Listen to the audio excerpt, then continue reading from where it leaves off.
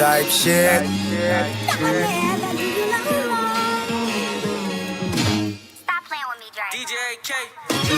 Come on, I'm doing up shit. Fuck all that young shit.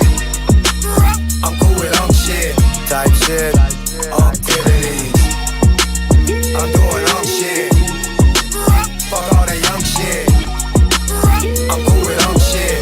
Type shit. Activities.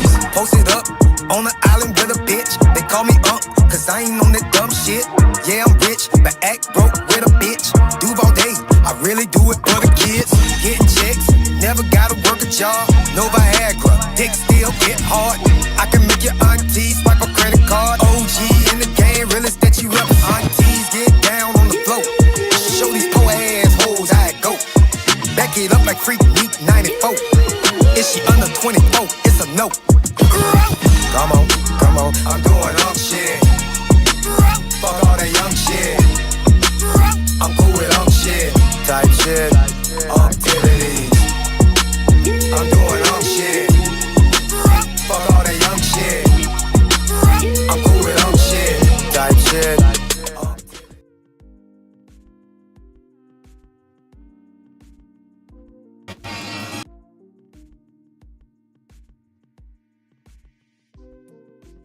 What's good? What's good? What's good, nieces and nephews? Your favorite unk is in the house early in the morning or late at night, whichever one you want it to be. Before we get started, I want to say shout out to the replay gang for all the people that come through and watch my videos after they air. You are greatly appreciated. Wish you could be here live, but I do my videos at such random times and random days. I understand, but it doesn't matter as long as you give me a little bit of your time and check me out. It is greatly appreciated.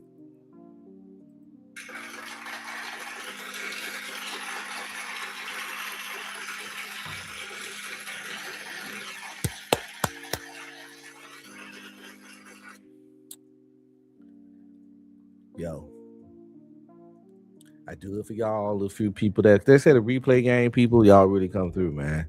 And salute to you. Salute to the people that pop in and out live, whatever. You know, it's late night, 4:30 Central Time out here in Dallas. Unc got insomnia. Unc can't sleep. Unc, Unc a war veteran. Iraq twice, Afghanistan twice. And I'm not even gonna cap. My sleeping patterns was bad even before I went to war.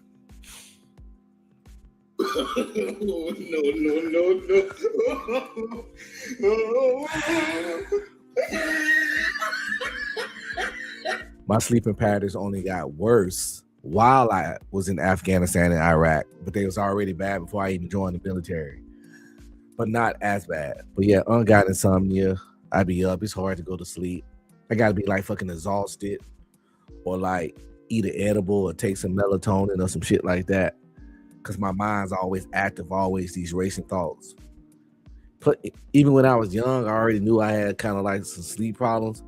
Cause one of my first jobs was a graveyard shift and I had no problem with it. I worked at like a Circle K, 7-Eleven, whatever you want to call it, depending on where you stay. And I worked from 11 at night to 7 in the morning. I did that for a year and a half straight. It was like really no problem. I only left because I found a better job.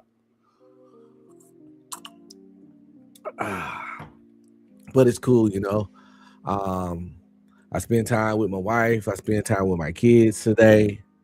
Did hang out with my wife, do husband and wife stuff. It was a good day. But now everybody going to sleep because the wife got work, Unc got, and the kids got school, and Unc's in here retired, so I'm motherfucking up.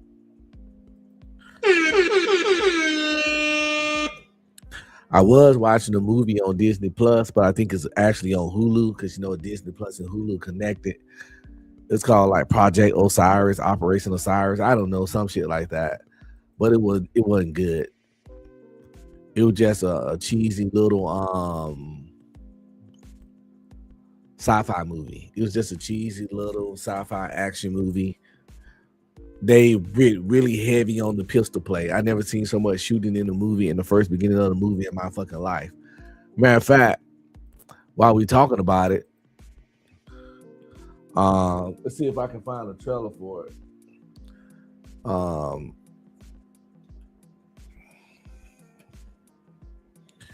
And we can check it out. I kind of remember the name of it. Yep, I found it. It's called Osiris. But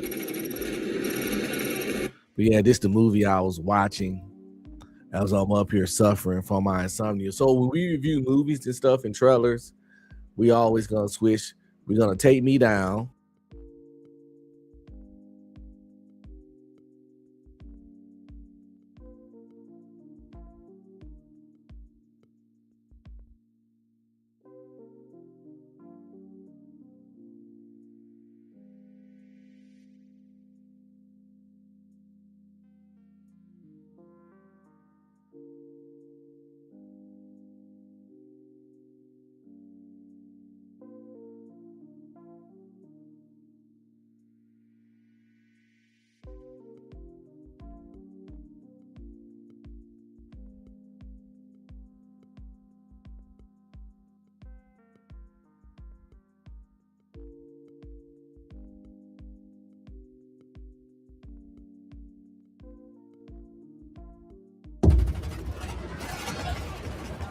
Here they come.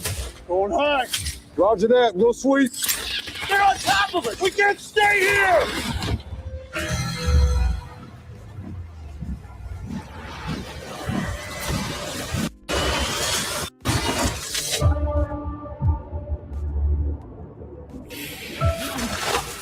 So where the hell are we?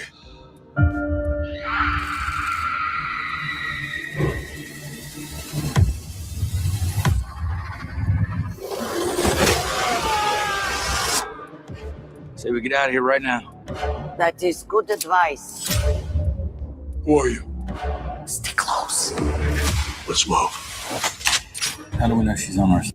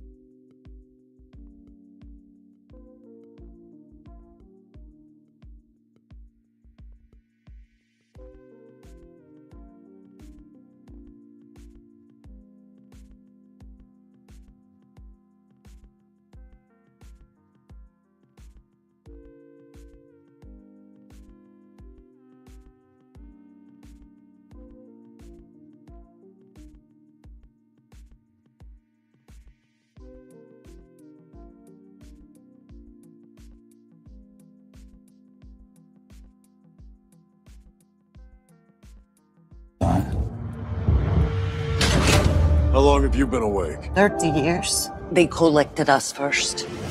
We're livestock. What are they after? They're hungry. She's kidding, right? They will wipe out Earth. Why don't we just take the fight to them?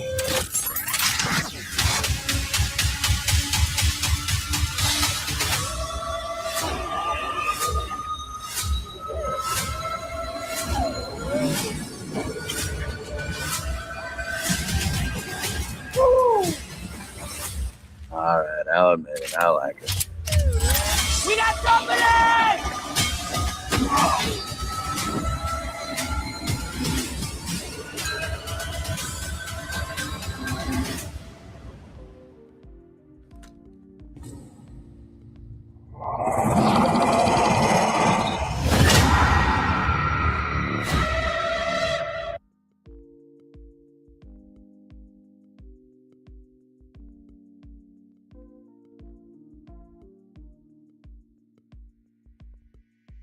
Like I said, it wasn't a bad movie. It's just so generic, so cookie cutter. It was such a cookie cutter action sci-fi movie that it's like the director didn't take any risks. And I was straight up like uninspired like a motherfucker.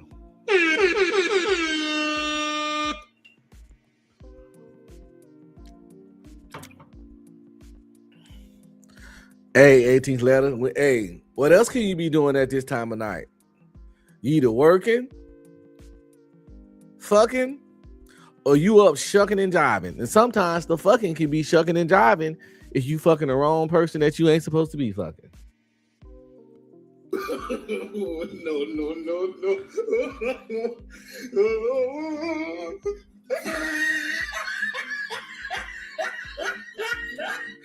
No. Hell, depending on your job, shit, the job could be fucking shucking and jiving. But you know, as long as you getting paid, that's all that fucking matters. And it is something I forgot to do before I started the show. I always like to do this. Shout out to the few people that do hook a brother up, and I greatly appreciate it. It don't happen that much, but when they do, it makes me happy. But we still gotta do this admin stuff in the first place because, yo, one of the funniest t-shirts I ever saw, was one said, "It's not going to lick itself." And it was a candy cane on the shirt. And the shirt said, "It's not gonna lick itself." And I just thought that was hilarious. And it reminded me of this one comedian that did this stand-up, and he was singing some song, something about he was trying to get a woman and give him a blowjob, whatever, and he was singing a country song to her. He was talking about country music and how people say rap music is so raunchy, but country music is just as raunchy too. People don't just like to call it out because they don't listen to it right. He's like, get a country boy, he be singing a song talking about this dick don't suck itself. It was stupid, but he said it in a country way. I'm fucking up the joke, but you know the rap was like, "Yeah, girl, you better get down here and give me some head." You know what I'm saying? Whatever. And the country song was like, "This dick don't suck itself," and I thought that was hilarious because this dick don't suck itself. So next time you want to hear some head from a girl, and she like, "I'm not, you know, I don't really feel like doing that," you gotta be looking right in her eyes and say, "Listen, girl, this dick won't suck itself. Sip your drink and put the cup down and just wait patiently. She'll catch on eventually." Oh my God. I butchered that joke so bad. I wish I could find it and do it some justice. But I can't type in like "this dick don't suck itself" and see if a joke come up. Not on YouTube. I doubt it's going to come up. I don't remember the comedian name or nothing.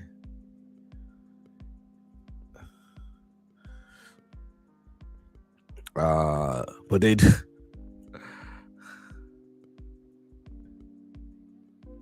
somebody made a song off of it, but I'm not gonna listen to it. The song called "It Isn't Going to Suck Itself," and this is a country song. And then somebody made a remix called "It Still Isn't Gonna Suck Itself."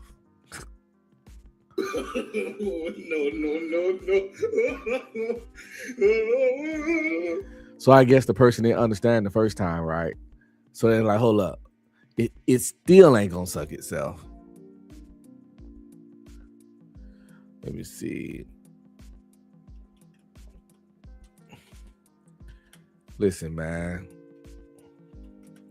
I'm just up shucking and jiving. Doing what old niggas do when they can't sleep. I had a couple choices, man. Watch TV.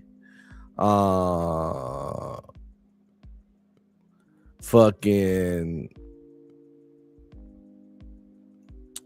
play the game.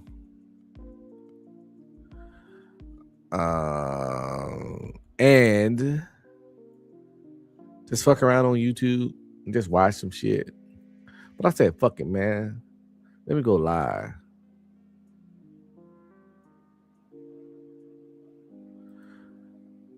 18 Letter said, be screaming, do you know what anime got me into anime heavy? Do you remember the Ninja Scroll? Yeah, that's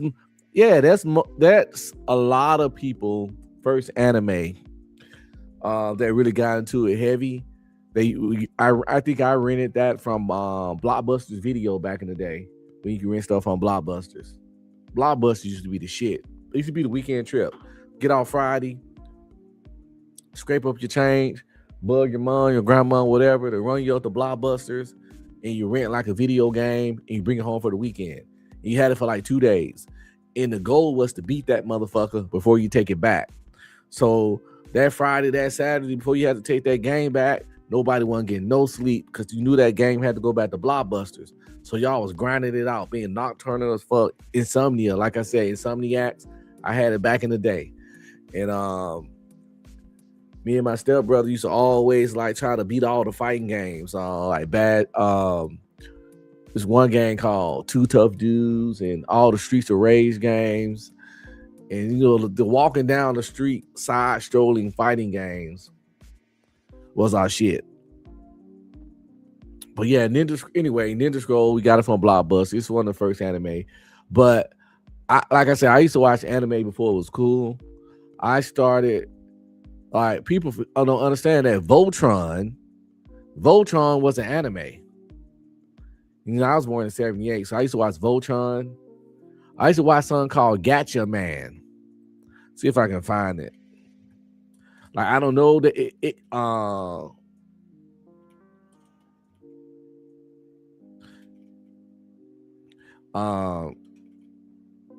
they renamed it a whole bunch of times.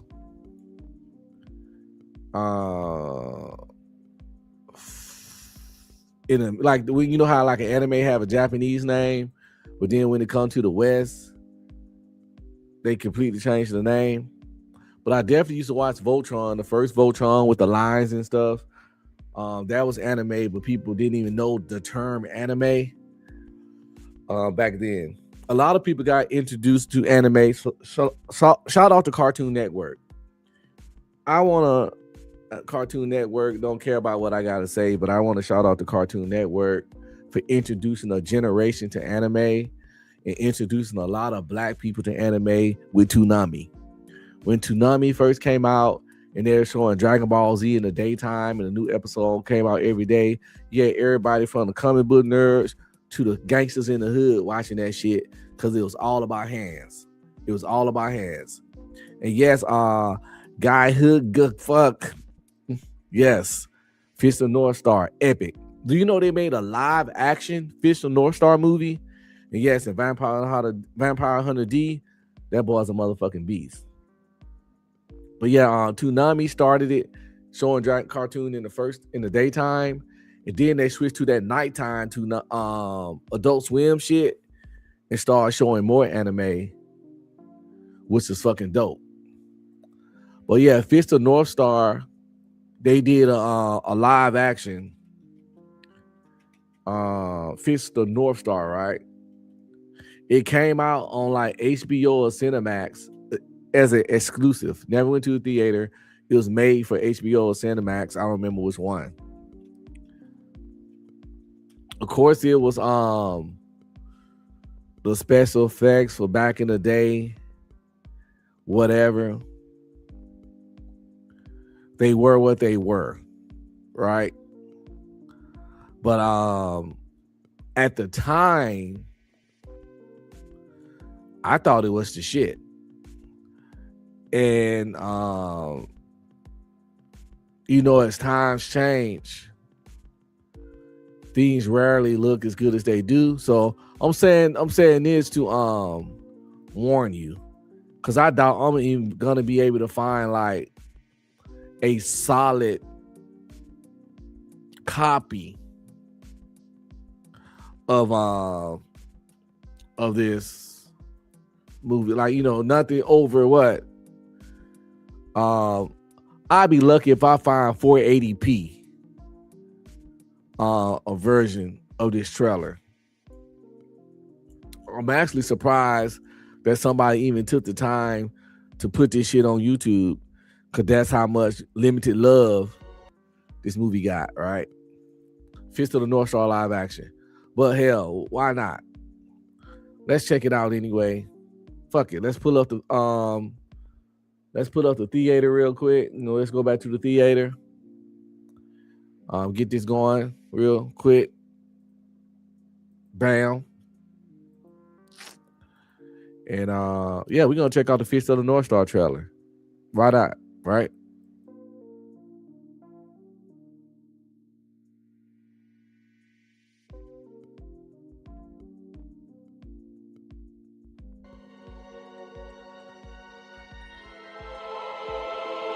You mean to kill me?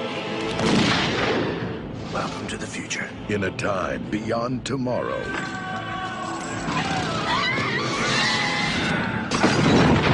a new order has begun.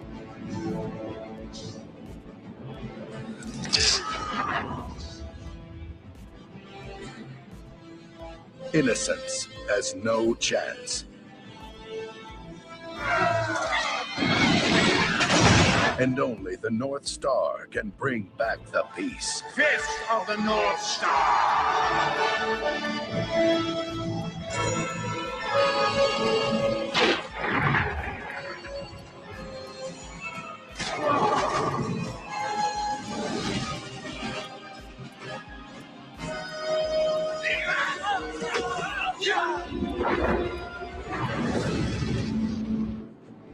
Your dreams are over.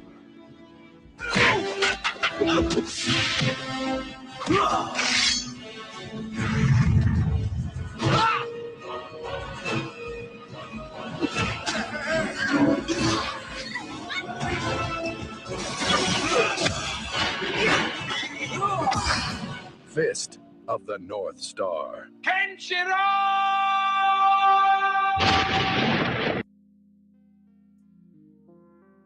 And if y'all remember the anime, Kenshiro was a motherfucking beast. But yeah, they did a live action one. Like I said, it was on Cinemax. It was it was what it was. It was a made for TV, made for cable movie. And 18th letter says Ronin Warriors was anime as well. Yep. And that shit was fire too. I used to watch something called before anime got popular too, called, let me see if I can find it. Transor Z. But they remade it so many times. I'm probably not gonna find the yep. I found a trailer for the really old one I used to watch.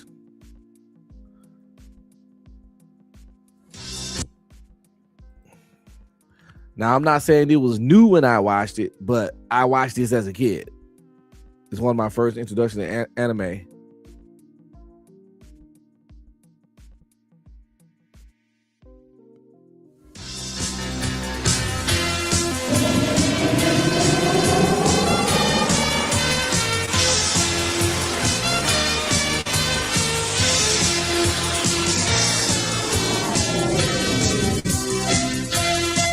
Minds of mortal men, the mightiest of machines.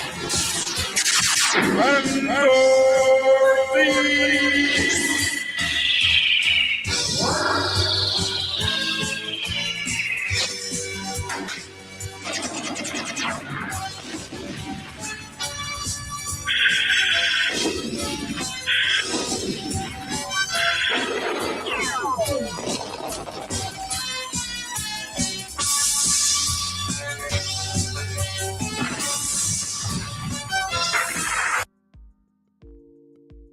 Anime, the animation of anime has really come a long way. All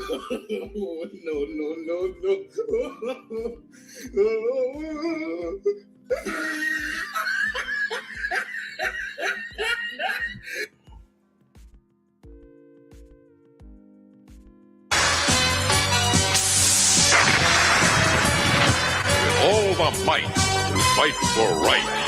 He's a protector of peace so powerful, he cannot be destroyed.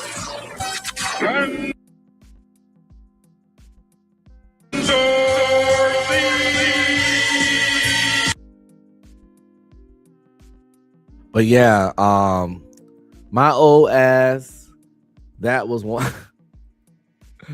That was one of the first animes Unc was checking out. I think that was the version. That's the thing about this anime. I'm pretty sure that was the one I watched. They made so many different versions. Because I'm looking at this one right here, and it looking more stylized. I don't know when it came out, but I'm like, is this the one I watched that's still older, but not as old as what we just watched?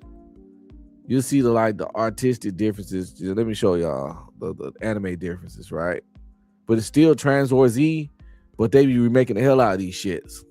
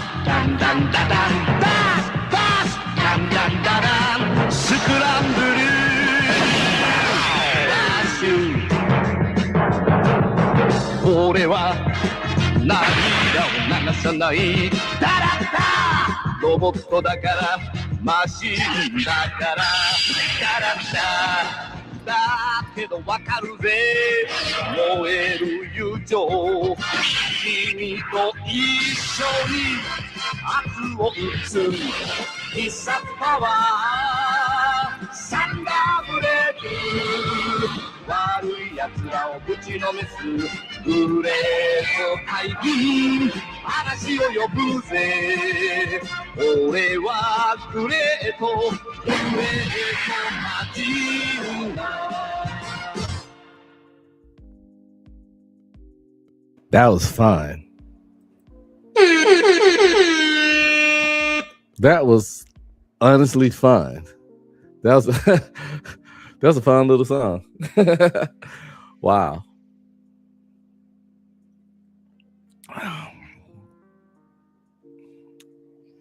But yeah, anime.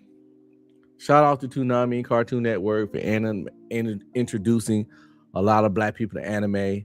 I'm a little older, so I was on it before that. As you see, I was watching what y'all would call dusty, crusty animes like this. I used to find them at the video stores, Blockbusters, Video One, stuff like that. I didn't know, like I said, we didn't even know the term anime. I just saw it. Technically, Transformers was an anime. Technically, if you really want to go there. It was dubbed though. But yeah, it's good times, man. Good times being a kid. We had some of the dopest cartoons. That's why they turn so many of our cartoons into movies all the time, and they're always rebooting them.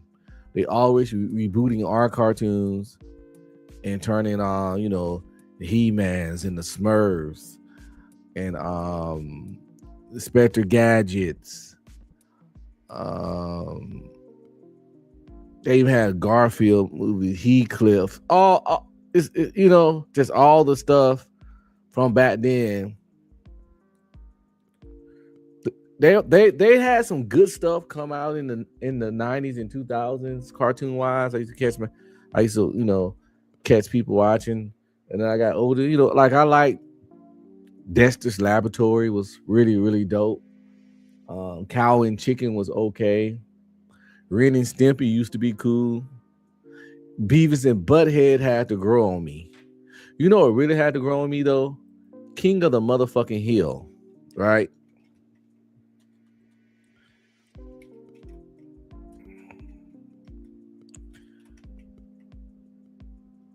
King of the Hill really had to grow on me.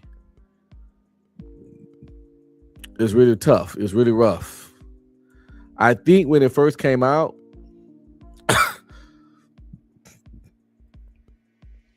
I was too young to get the humor of King of the Hill. But when I started watching King of the Hill as an adult, I was like, this show is fucking good. But when you think about it, it wasn't really made for kids because it came on like Fox and it came on at like 7:30. But it wasn't as weird and zany and as cartoonish as Family Guy or American Dad. So it wasn't easy for us to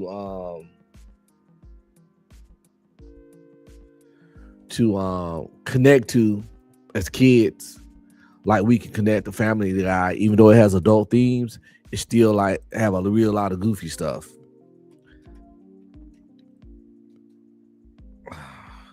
And yeah, I actually remember the Max. I used to read the Max comic book.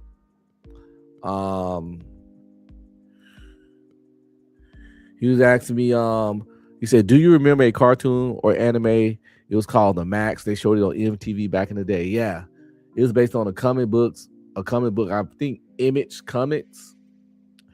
It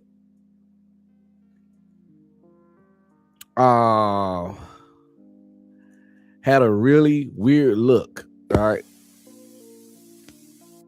Coming from it.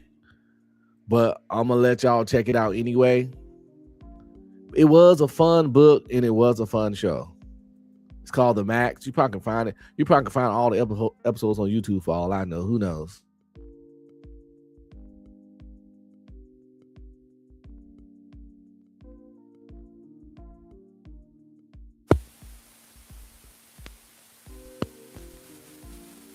Coming from MTV Animation. My mind wanders across all the lonely, misguided people in this dark city. It's wet, dark and wet. Full of people who are experts at avoiding reality. It's the kind of weather that penetrates. Dark and wet. With good reason. I'm not sure any of us wants to know what goes on out there at 3 a.m. I did it all for you, Julie. God knows who doing God knows what. The pain, the sex, it was all for you. Best not to think about it. Just push it down and go on. Lots of other people could use my help, but somehow I always come back to old Max. He really thinks he's some kind of flaming superhero. Not that the city couldn't use one. He's big. He's purple. He's heroic. They come out of the ground, pulling me down. I have to fight back or be destroyed. He just may be out of his mind. Oh, God. It's starting to come back to me now. The gods who eat mountains, the flying dragons, the leopard queen. The Max, ruler of the jungle, scourge of the city. A few women who can't take care of themselves get messed with, and you ride to the rescue. Who are you to assume responsibility for their lives? I am the Max. Turn-ons, Pez, Cheers, and Justice. You killed my hostage. You killed my hostage. You killed my hostage! Turn-offs, serial murderers. Don't you lovely ladies have something you could be doing right now? Vicious sharp fang parasites. Bubble baths. Journey to worlds undreamt of with the... As you see, it was MTV level weird. Just like this one little show here that I know, depending on your age, you're going to remember. Remember what I said, MTV level weird. So you might have an idea what I'm about to show you.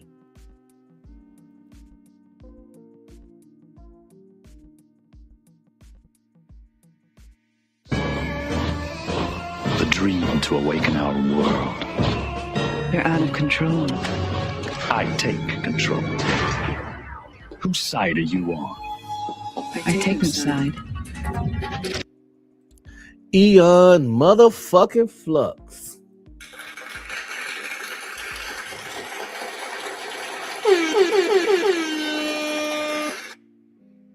It was a freaky little cartoon too. They did a live action movie of it, that really was kind of trash.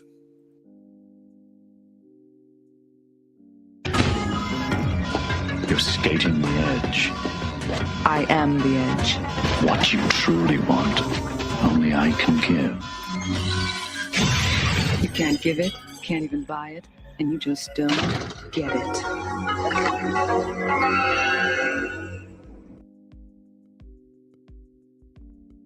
I want to give an honorable mention to MTV when I think about it for kind of attempting to introduce us to anime.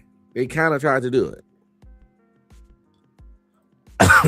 Oh, Spawn was epic. Like, if you haven't seen the Spawn that came out on like Cinemax or HBO or whatever, I think it's on HBO Max right now. The Spawn show, when Spawn was voiced by that black guy with the deep voice, David something. He did the voice for the Gargoyle and Gargoyle, the lead Gargoyle in the Gargoyle cartoon, David something. But if you haven't seen the Spawn cartoon, that definitely was more like an anime than a cartoon because of the art style and the darkness of it and the level of violence. In 18th letter, I definitely remember Celebrity Team Deathmatch. And I'm not gonna lie, with the goofy celebrities we have now, they need to bring this shit back. But they probably couldn't, because a lot of these celebrities these days take themselves too serious, and they take their lightness too serious, and they don't know how to have fucking fun.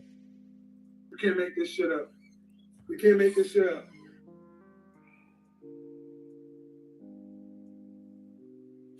But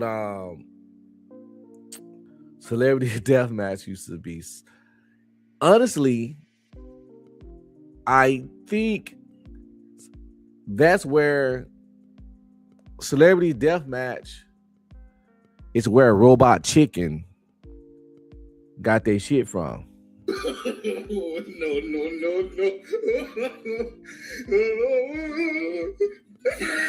We've been talking about Toonami, which was on Cartoon Network all night. So I know y'all got to be familiar with motherfucking Robot Chicken.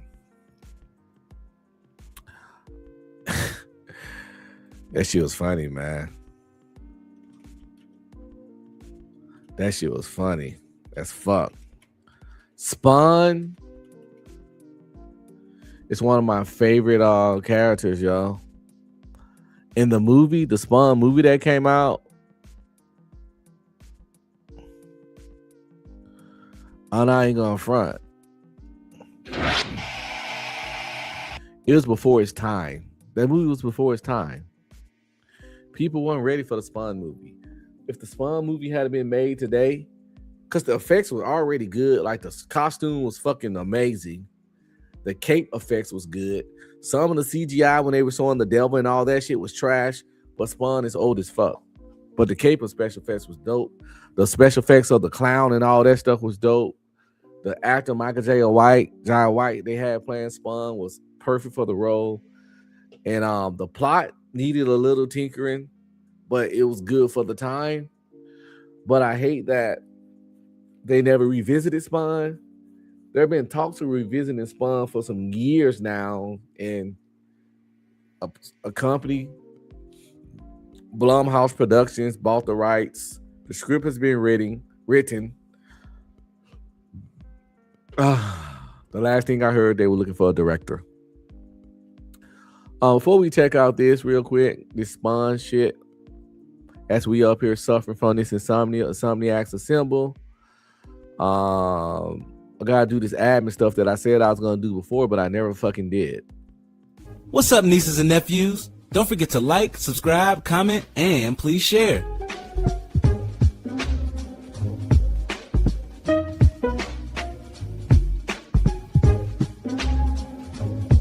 If you want to support, hit up my Cash App at $UncBe Streaming. Any donation would be greatly appreciated. Thanks in advance.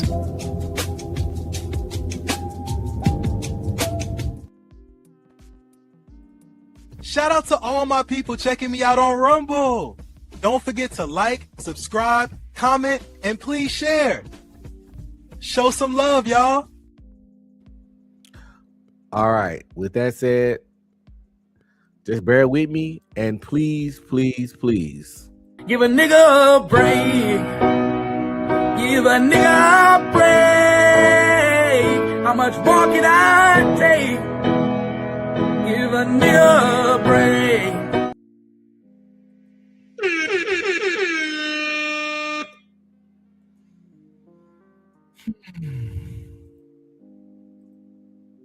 Let's check out a little bit of this Spawn in the Unbe streaming theater. You know what I'm saying?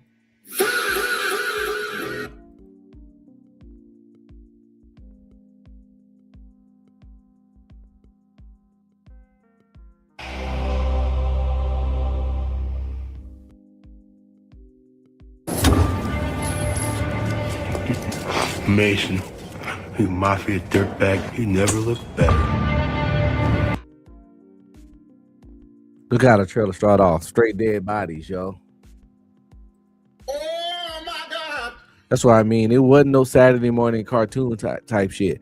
Like, honestly, they couldn't do Spawn right nowhere else but on HBO. So I'm glad somebody had the balls to do this.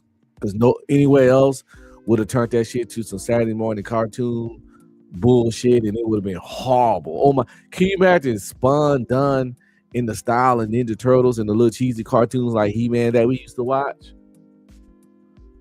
Fuck that. No! God, please, no! No! No! No!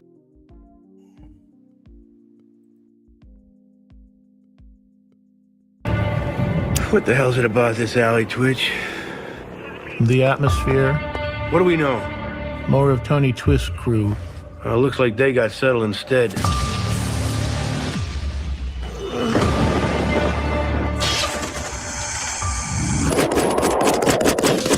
Al Simmons is dead.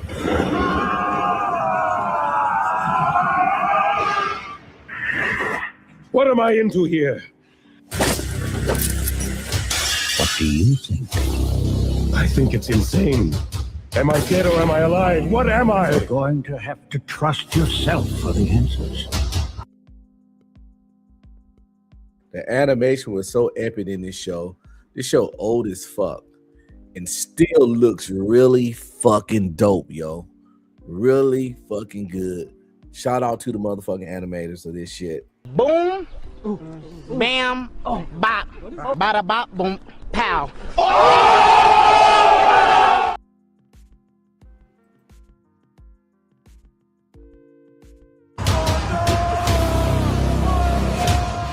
Bye-bye, Daddy.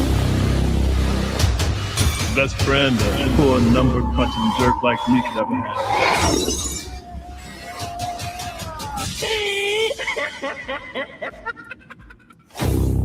They made me a monster.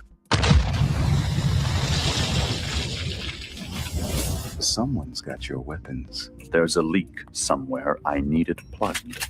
It's become an eye for an eye. All units, a report of a child kidnapping on the south side of Queens. Female, approximately 4 years old, answers to the name of Cyan. I like how they made it like kind of horror theme. Like Spawn was always in the shadows. They often didn't show a lot of his face, but they kept his face dark. Always showed the eyes glowing, and the way he whip out the cakes and chains. He was like this boogeyman in the fucking alleys, and it gave it like this little horror fucking dark. The city was always dark, and the tone and the lighting of this animation was so fucking epic, man. Oh, that was one of the best. 18 Letter says, remember the episode of the child deleted who was riding around in the ice cream truck? Yes. And Spawn handled his ass accordingly, too.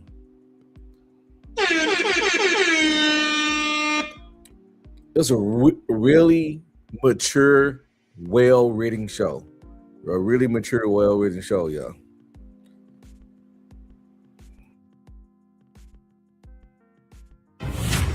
Cyan. You know her. You're gonna help get the kid back? Find out who got the girl. God be with you, gentlemen.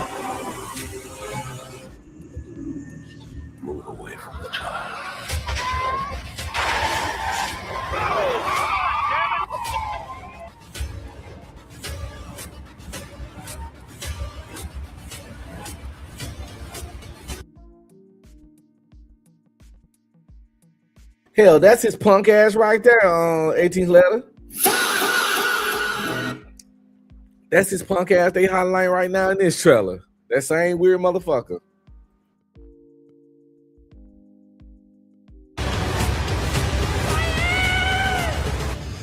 Hey, that wasn't in the script. I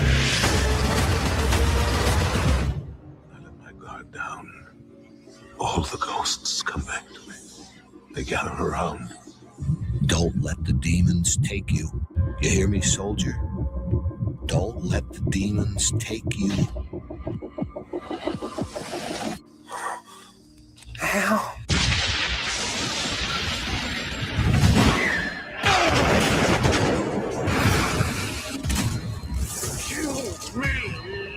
No, I'm gonna let you live. I want my humanity back.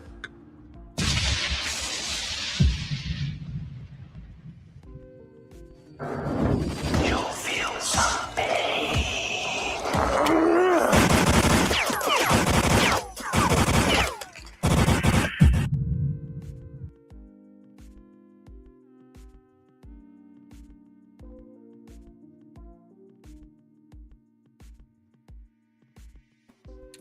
That just touched me in a special place in my weird little black heart.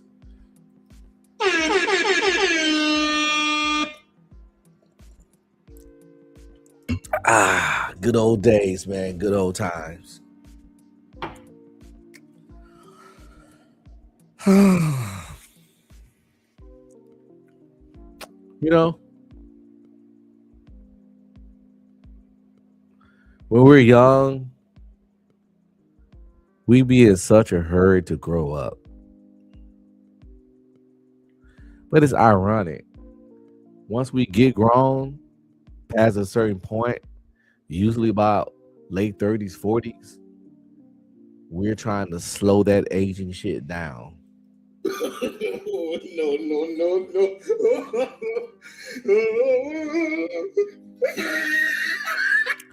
I don't even understand the rush to be so grown.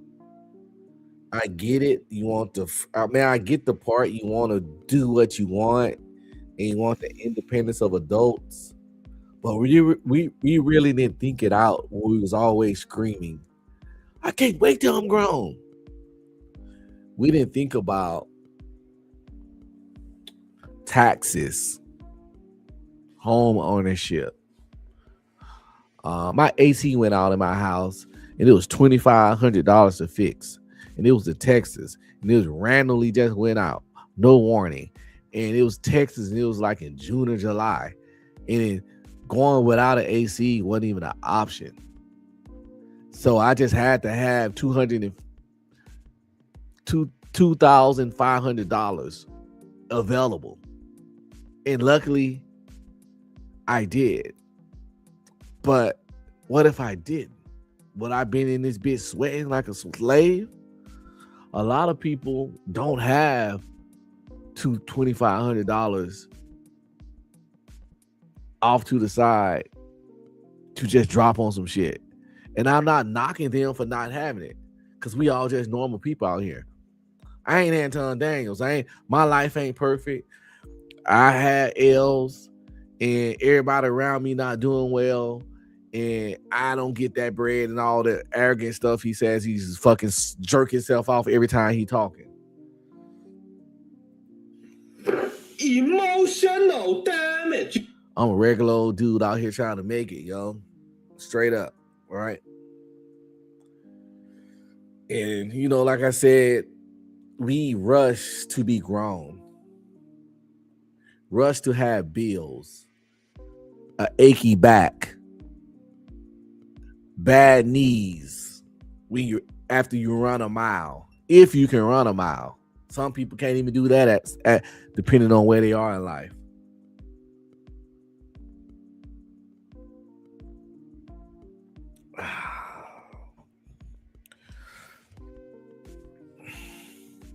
If I knew it's going to be like this, I wouldn't have rushed it so much. Was my childhood the best? No. Did I ever get everything I want? No.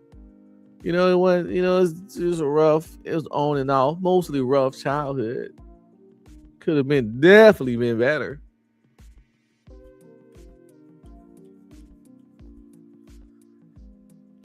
But I had no idea what was awaiting me with this adulthood shit. And the funny part is, my adult existence is better than the average bear. I was retired at like 42, 43. A lot of people can't say that. And I'm not knocking the ones that can't. But I at least have the pleasure of like, I'm up right now. Unc got insomnia because Unc ain't got to go to work in the morning. That ain't why I have insomnia, but that's why my insomnia doesn't cause me a problem.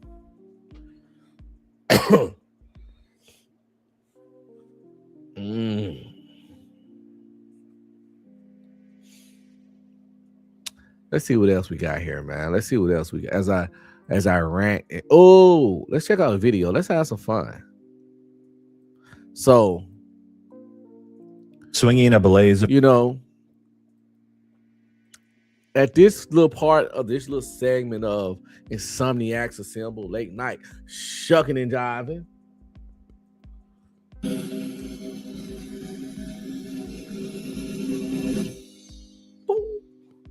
We're going to have a little fun, but I'm going to need you guys to be honest with yourself. The people that's watching now live and the people with the replay game. We're going to watch a little video called These People Want Make It in a Zombie Apocalypse. You know, I love talking about zombie shit. I love playing zombie scenarios. I love that kind of shit.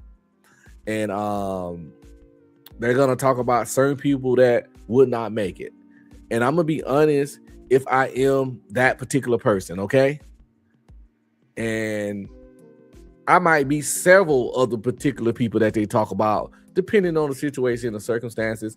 And I'm going to be honest and say, if I have a little bit of that kind of person in me or a lot, and I need y'all to be the same. But if we got that kind of person in us, we might want to take it out of us just in case the shit hit one way or another, because they letting us know in this video that these people won't make it in the zombie apocalypse.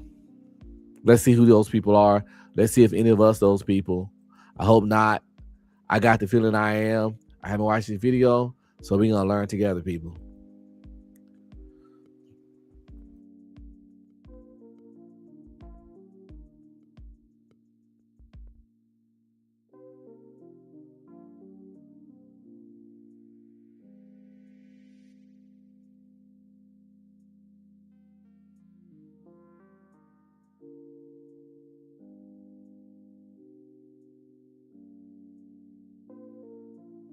If a zombie outbreak were to happen tomorrow, a lot of people would die for reasons they don't even realize. So today, I'm breaking down who won't survive a zombie outbreak. Before we start, a quick disclaimer. This isn't about calling out specific people or pretending there's only one correct way to survive. It's about patterns, behaviors, and habits that are likely to get people killed once the world as we used to know it comes to a halt. Because in a zombie outbreak, most people don't die in some dramatic last stand. They don't go out swinging in a blaze of glory. They die because of something small, stupid, and completely avoidable. Alright, now with all that out of the way, let's hop into it. Let's kick things off with the overconfident alphas and would-be heroes. Every zombie outbreak has someone who thinks confidence is the same as competence. They rush without a plan. They ignore group strategy. They treat survival like an action movie, where instincts always win. They volunteer for reckless solo runs. When I first started hearing this, I thought I might be that guy, right? Because I'm a little overconfident in my ability to survive a zombie apocalypse due to the dozens of books I've read, the dozens of audio books I listened to, and the hundreds of movies I've watched based on zombie stuff, and how I played and ran all this through my mind. So I can have a little confidence and bravado when it comes to this topic, right? But once I heard them continue talking and start talking about the volunteer for everything and the hero complex shit, I don't have that. So I got the confidence, but I don't have none of the other stuff. So I might be good.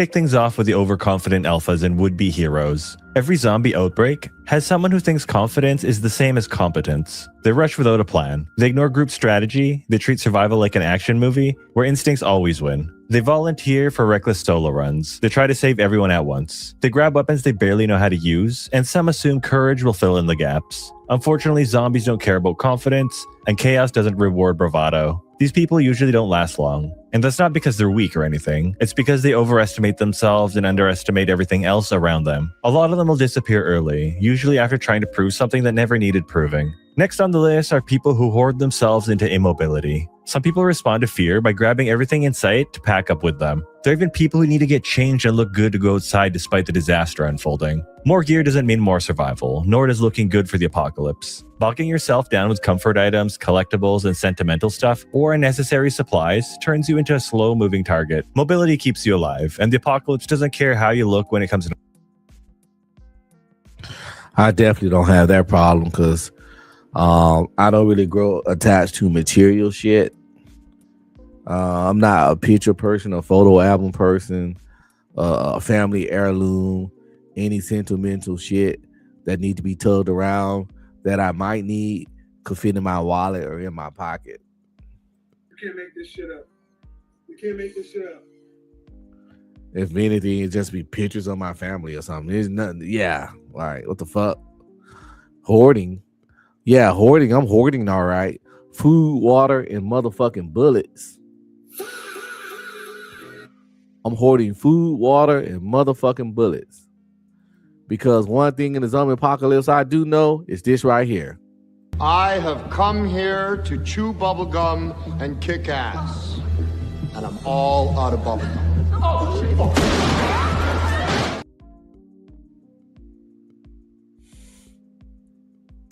Say hello to my little friend! That's it. That's where I'm at right there. Knocking at your door. I actually recall a video from a little while back. It was the aftermath of a California wildfire. There was a guy recording who was supposed to be leading a convoy out of a wildfire, but a car behind him spun out and got stuck in a ditch about 100 meters in, blocking the narrow road and trapping the other vehicles behind it. So the guy recording ended up going on without them. He didn't really have much of a choice, right? So he ended up jumping into water for about 45 minutes to survive. After the fire calmed down, he went back and everyone was burnt to a crisp.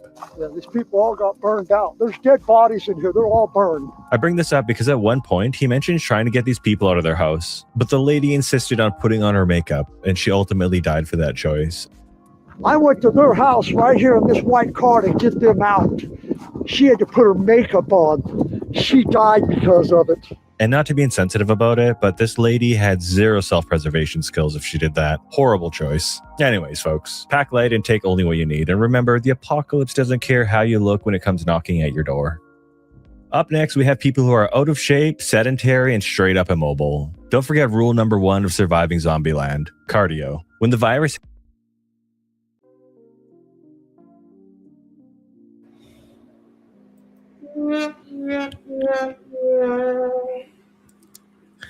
Yo, with the obesity numbers in America in general, I'm not going to attack a specific race or gender. If y'all need to know the stats, you can look them up yourself. But it is a particular race and a particular gender of that race that I'm going to have a hard time running 50 yards without getting hella tired. Am I in the best shape of my life? Fuck no. I'm 47 years old. But if me and any other 47-year-old people that wasn't professional athletes are running from a zombie, I could put my money on myself or running longer and faster.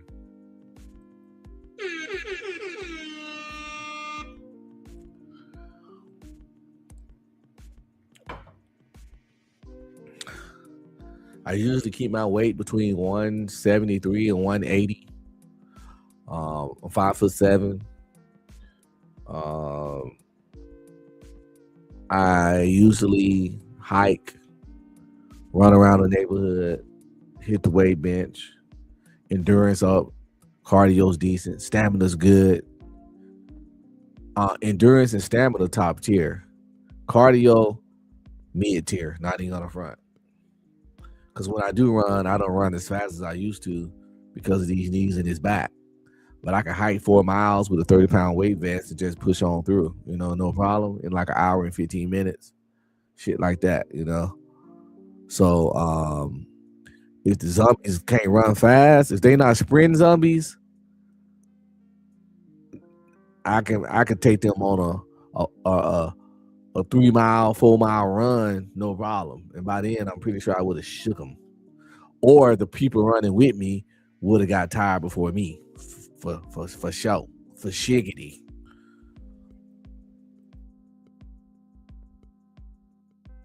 Yeah, out of shape people, Twinkie eaters, you know what I'm saying? Whatever you want to call them.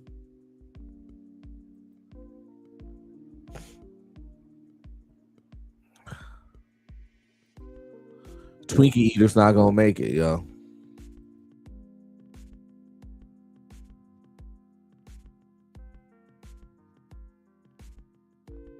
How you look when it comes knocking at your door.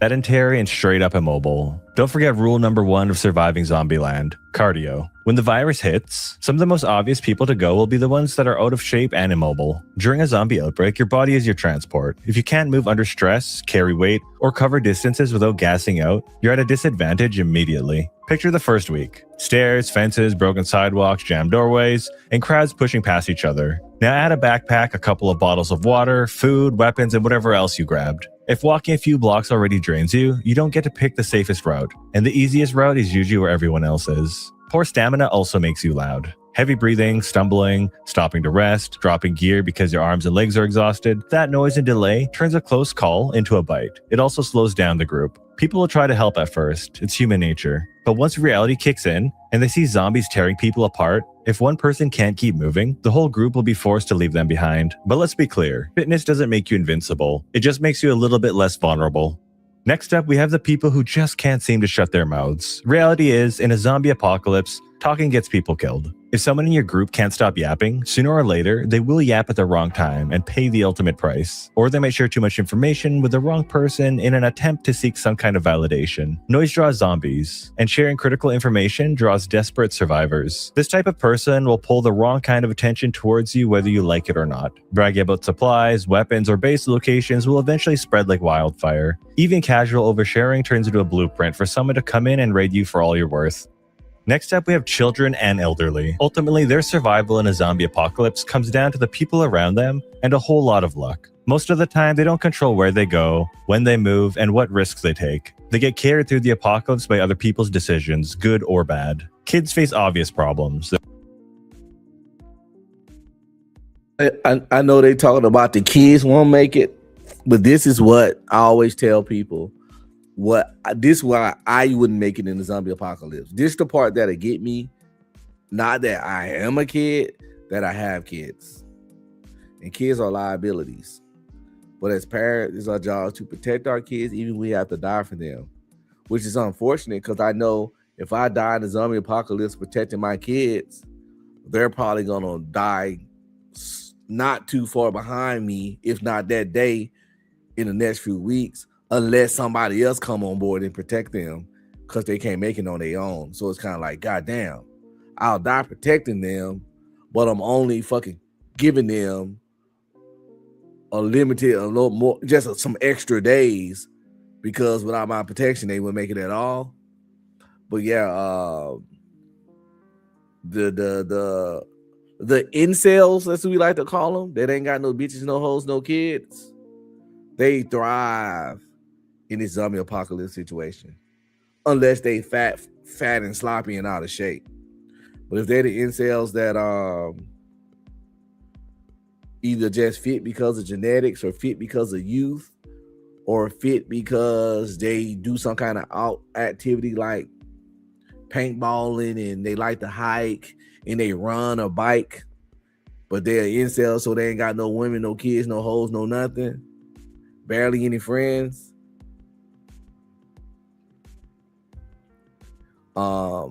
The more people you gotta take care of in the zombie apocalypse, the more you're gonna end up putting yourself at risk to protect them.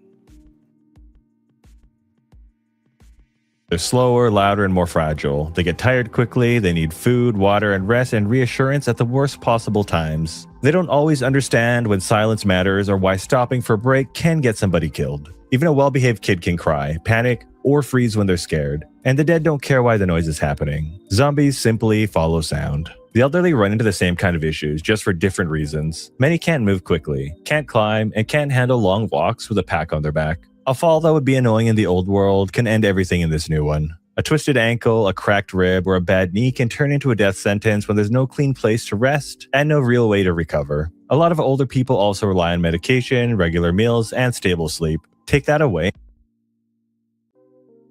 Like in the zombie apocalypse, your granny with the walker. If your granny with the walker, you might have to just tell her goodbye.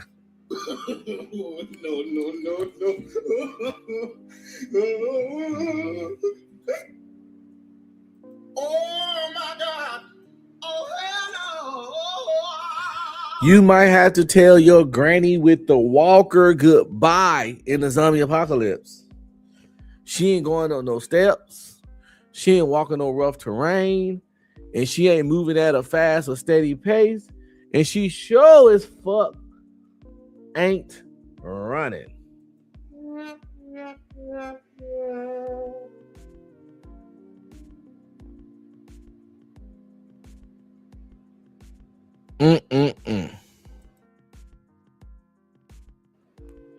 Ramon got ran over by a reindeer.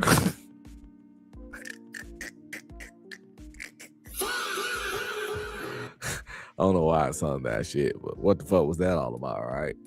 Grandma got ran over by a reindeer. You know they made a cartoon called Grandma Got Ran Over by a Reindeer? I'm not making this shit up. I'll show y'all the trailer later. And their health can spiral out of control even if nobody touches them. And here's the part that nobody wants to say out loud. Both kids and elderly slow a group down, and they make hiding harder. They need more time, more care, and more protection. That doesn't make them a complete liability. I'm just saying it changes the math a little bit, or a lot of it. Take your pick. If the adults in charge are calm, prepared, and willing to move early, they can keep them alive. If the adults are loud, reckless, overly trusting, or unprepared, then the most vulnerable people in the group are the first ones who pay for it. So if the people responsible for them fall into any of the categories we've already covered, or the ones coming up, then children and the elderly are starting the apocalypse at a massive disadvantage. They don't get to pick better leadership. They just get dragged along until something goes wrong. Up next, we have the people who can't control their panic. Some of the first people to die aren't weak. They're just too loud for their own good. Despite their best efforts, they fail to realize that panicking creates noise and causes people to make bad decisions. Or maybe they realize that they just can't help themselves. I ain't got time for that panicking person, that screaming person. Even in a zombie apocalypse or any kind of like intense situation. Any kind of shit, yo. Shut the fuck up. You know what I'm saying? Like, what are you doing here? I'm trying to think. We got to figure shit out. Your screaming ain't helping or changing nothing. And in a horror scenario, be it zombies, aliens, serial killers, whatever, it don't matter. You sitting doing all this loud breathing, panting, and screaming. You just giving away our fucking location. Like, I would almost have to knock that motherfucker out. I can't pop them one, you know. I can't hit them with the blicky because the gunshot gonna make noise and attractive. But I might have to hit their ass across the head and knock them out. Cause choke them out or something. Cause like, you gotta hit it with that slap, that snap out of it. God damn it.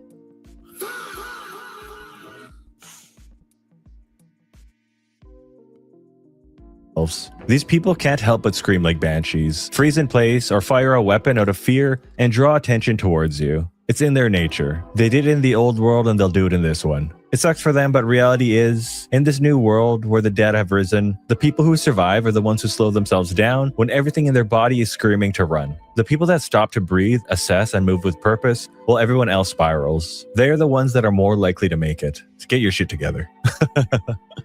Alright, so once the overconfident and the loud people thin out, we have the people who are overly trusting. When the world collapses, trust should be tough to earn. Letting strangers straight into your shelter, believing every story you hear, and assuming desperate people are harmless and just looking for help is a surefire way to get yourself killed. People who fall into this category aren't malicious, they're just naive and hopeful. They want to believe that the person at the door is a normal human who just needs to get away from the dead. They want to believe that if they're kind, the person they're helping will be kind back. But Yeah, I ain't got time for naive trusting people. I ain't got time for the people that don't want to kill. I ain't know they talked about those kind of people. Yeah, those I can't kill another human people. Oh my God. Yo, this nigga a zombie. He used to be a human. Them days over with. Emotional damage. In a world of any kind of post-apocalyptic world, believing in mankind and believing in the best of people and being a wishful thinking ass motherfucking Dudley do right ass there's good in everybody ass nigga is an easy way to get your ass taken out.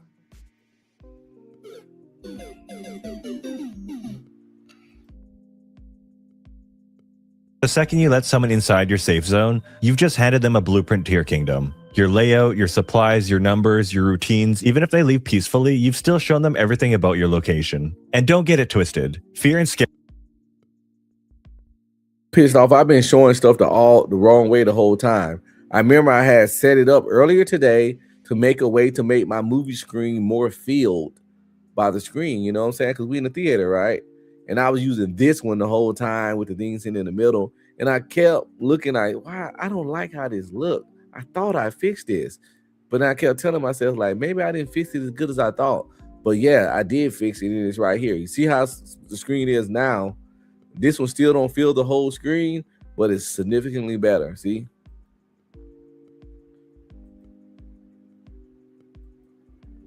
So yeah, we're gonna rock it like this. Next time I do a live, I'll try to have it this way the whole time. But it is what it is.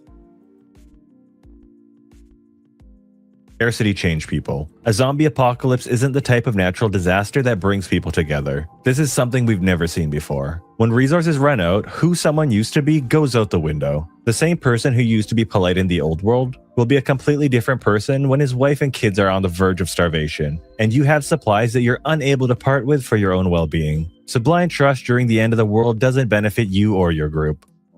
Next on the list are the people who rely on rules and authority. Before the collapse, there was always a process if you needed something. You call someone, you report the issue, you wait for instructions, you follow the plan. Easy peasy lemon squeezy, right? Unfortunately, in a zombie outbreak, there is no safe process. There'd be those people that be like, we should just stay here. The military is going to figure everything out. Bitch, the military ain't worried about you. They got their own family and kids and stuff and all that kind of shit to take care of. And usually in these kind of movies, the military be the first motherfucker to get taken out because they be trying to help people and shelter people and be bringing in infected motherfuckers and get taken out by the inside. The military rarely makes it in the zombie apocalypse because they had too many people around, trying to help too many random people and trying to do too much. And I think, the best way to survive in the zombie apocalypse is a small party, but a good party, a skill party, and a party full of people with useful skills. I wouldn't more go. I no more than 10 people. 5 would be perfect, but no more than 10 in your party during a zombie apocalypse. But make sure everybody serves a purpose. You know what I'm saying? No leeches, no parasites, no bombs. Emotional damage.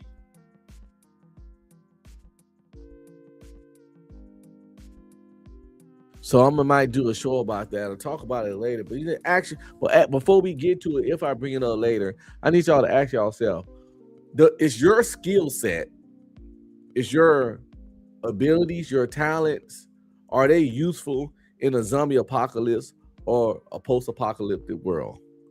Like, if you were to run across a group of survivors and you wanted to join them, what skill set, abilities, training, what do you have that would make you a worthwhile addition to the group.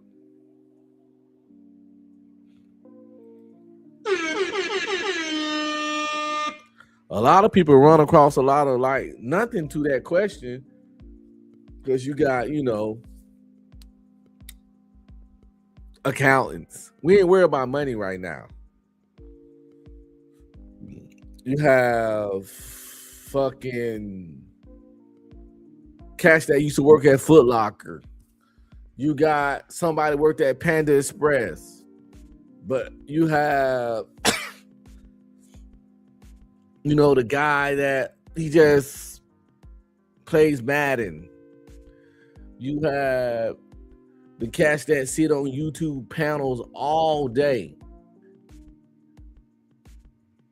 You got HR people. You got secretaries. You have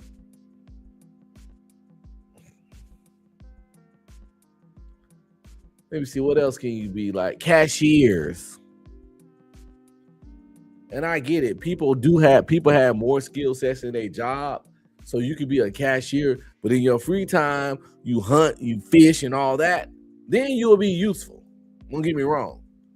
So it's not just jobs I want to talk about. Outside of jobs, whatever you do for a living, like what hobby, interests, or skills in general do you have, if any, that would be good to add to a group in the zombie apocalypse? And I think if a lot of people were asked this question and were honest with themselves, they'd be like, God damn, I'm going to be a goddamn parasite. No.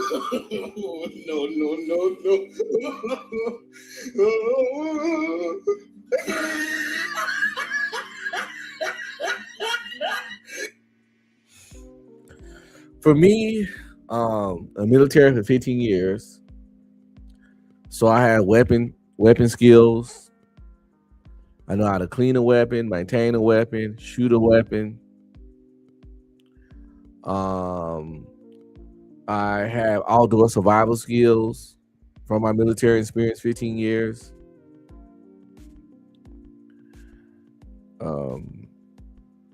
I also like to camp, hike, and fish. I also know how to kill and skin and prepare small animals like rabbits and stuff like that. And also, of course, skin and gut and prepare fish. I know how to start a fire, but with flint. But I used to have a go bag that had flint in it. I don't have that go bag no more, so I'm not going to front. But I need to get a go bag. But we're going to get into that later. So let me go and play this off. And let me show I write in my notes that we're going to talk about go bags, and explain what a go bag is, and show you how to stock a go bag or where to buy and find a go bag. But we got to get back to this video before I get too distracted.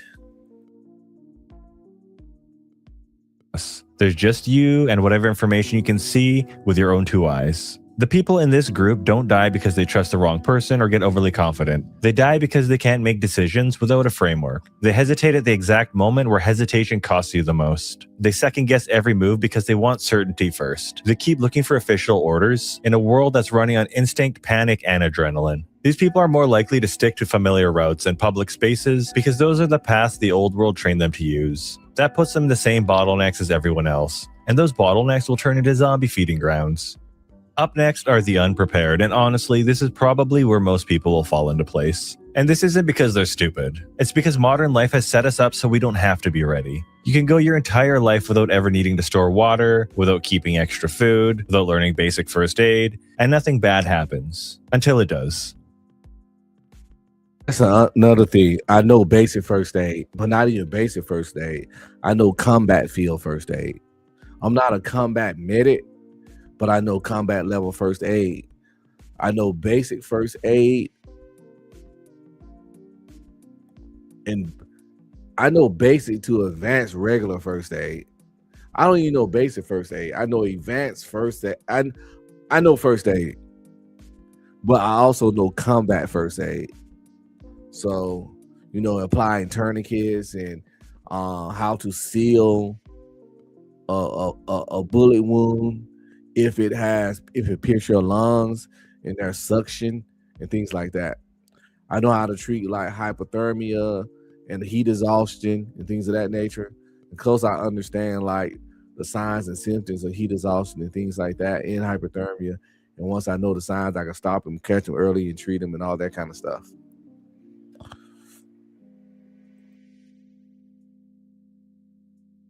This group doesn't fail for all the reasons everyone else did that came before it. They fail because they have no safety net, no supplies to buy them time, no basic gear to make certain problems manageable, no skills that let them replace what used to be provided for free. This group of people usually isn't thinking in terms of days without power or weeks without clean tap water. They're thinking in terms of comfort and convenience. Maybe a store is closed, maybe the internet is slow, maybe they'll just wait it out. But that mental model collapses the moment small problems stop being small. They have no particular fallback, no real way to secure clean water, no experience dealing with injuries once basic hygiene disappears, no tools or knowledge on improvising shelter, heat, or basic repairs, no clue how to hunt, trap, grow their own food, or just use basic power tools for that matter. And that's okay, right? They never needed to know this shit. But unfortunately, that would run them into a little bit of trouble if the world were to come to an end. This group of people could also be wasteful. You'll see it when they start burning resources inefficiently. Food eaten without a plan, energy spent reacting instead of stabilizing. Every decision costs more because nothing is buffered. There's no margin. The thing is, the world won't collapse all at once. It peels away layer after layer. First, convenience disappears, then access, then sanitation, then small health issues start turning dangerous. The unprepared don't adapt to that slope because they never had to. Eventually, they get forced into bad positions, risky scavenging runs, and unstable shelters because they have no alternative. That's what gets them killed. Not ignorance, not denial. Just a lack of supplies, skill, and knowledge that is now demanded of them in a world where the dead are walking among us. Alright, next we have the people who let their emotions override logic. This one's about impulse control, or more accurately, the lack of it. These are the people who see red and act before they think. The ones who black out when they're angry, scared, or desperate. In the old world, that might have gotten them into a little bit of trouble. An argument, a fight, or a bad decision they could walk away from. In a zombie outbreak, that'll more than likely get them killed. They lash out when they should back off. They chase instead of retreat. They confront instead of avoiding. Someone steals from them, insults them, or threatens their pride, and they react immediately, without weighing the costs. That reaction might feel justified, but it usually ends with noise, injury, or a situation that spirals out of control. Survival favors people who can pause, knuckle down, and think 2 steps ahead instead of giving into their emotions. If you can't control impulses when things go sideways now, then the apocalypse definitely won't be the place to learn it. Alright, now we have the lone wolves. Not just any lone wolf though, because there are people in this world who have been training for years to do this and can actually pull it off. I'm talking about the person who's never had to struggle, but is convinced they'd be fine on their own once the world ends. They picture independence as freedom. No compromises, no people slowing them down, no having to answer to anyone, just them against the zombie apocalypse. Reality doesn't work that way. Going alone sounds appealing until the first problem shows up. Without a group, there's no one watching your back while you sleep, no one standing guard when you're sick, no one to help you lift something heavy, treat an injury, or I wear the lone wolf than being with a group of fuck-offs, restarts, parasites, crybabies, or panic attack having ass motherfuckers. If I'm in a group and they got 1 or 2 of those people in it, but the other people in the group, they solid, but they don't want to kick the other people out the group because they care about them, I'm leaving the group altogether. Come on now, dog. Come on, man. It's certain type of motherfuckers, selfish motherfuckers. You want to know something? The worst ain't shit motherfucker. The worst ain't shit motherfucker. In all of zombie cinema, in all of zombie movies, books, whatever, is that motherfucker that get bit and don't tell nobody.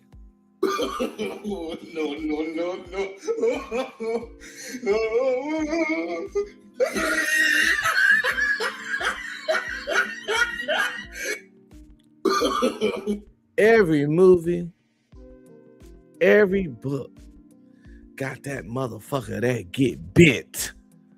And don't tell nobody. Y'all remember Mike Epps in Resident Evil? He got bit just sitting in the truck with the dude looking all ashy. I don't know how he didn't notice that he was ashy, looking gray and shit, but you know, he got bit at the beginning of the movie. Oh, let's go hide the shit. Pull your sleeve down. Oh, I'm good. Selfish motherfuckers. That's what, you know, I get it. They scared. They don't want to leave the group. They don't want to get killed. But,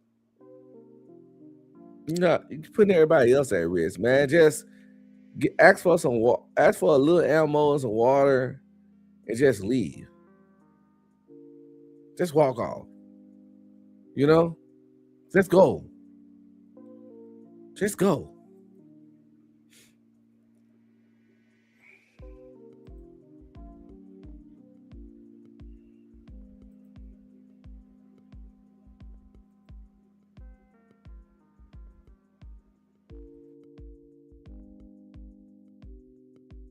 Cover you when something goes wrong. And the important part here is skills. A lone survivor with real medical, mechanical, or survival experience can make it work for a while. Most people don't have those skills though. That's the reality of it. So if you think you're going to ride off into the sunset like Daryl Dixon on your own, I hate to break it to you. It's not how it's going to go. Unless you're him, then, you know, all the power to you, but most people aren't.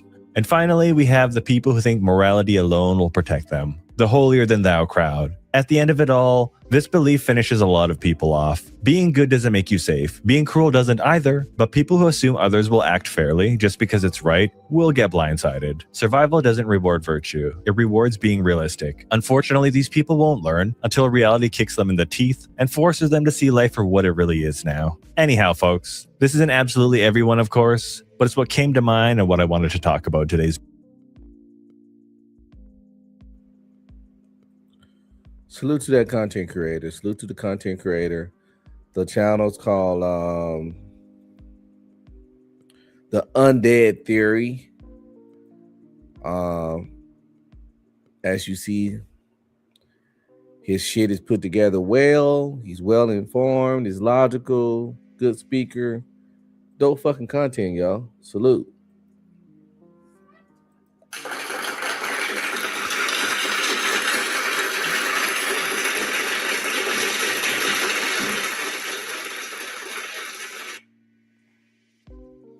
That's something that I would love to do. Just a whole channel of pre-recorded, dedicating my encyclopedia level knowledge of zombie apocalypse and zombie survival skills. You know, we where are we? What were we gonna do? Let me go to my watch laters. I'll be saving stuff to the watch later.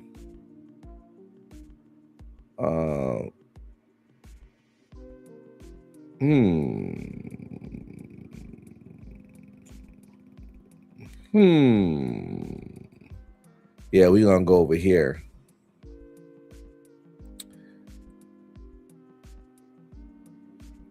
We're gonna go over here. We're gonna go to one of the things that I like to educate y'all on when we talk about, you know, zombie apocalypse and shit, right? Or any kind of post-apocalypse things. Like I said before, people like to talk about places to survive and the top places and the best places to go and, you know, set up your shop. We went over prison the other day, you know, because of season 3 of The Walking Dead.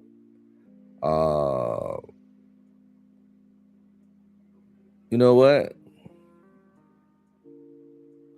Let's check this out. This might help a lot of y'all.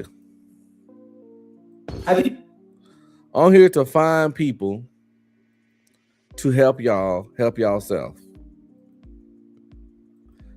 This is a lot of stuff I already know, but y'all might not, because y'all ain't as weird as me to put such thought in detail What's up, Joy? To put this much thought and detail into this kind of shit. But old Unc has a lot of free time.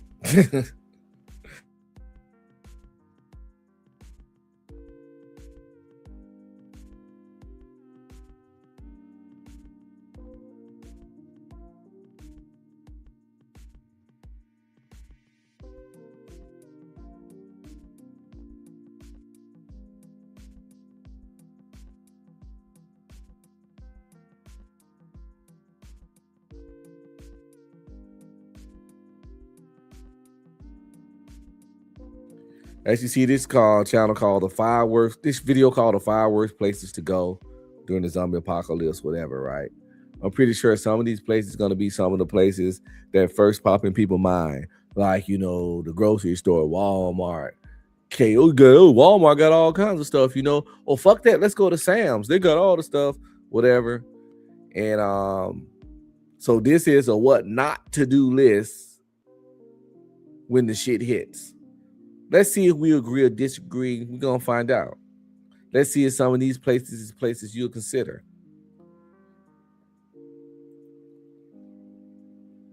Have you ever argued constantly with your friend that the place you want to go during the zombie apocalypse is just stupid? Well, I'm here to settle the argument, and I'm going to tell you the 5 worst places to go during the zombie apocalypse on today's episode of ZMZ Reloaded.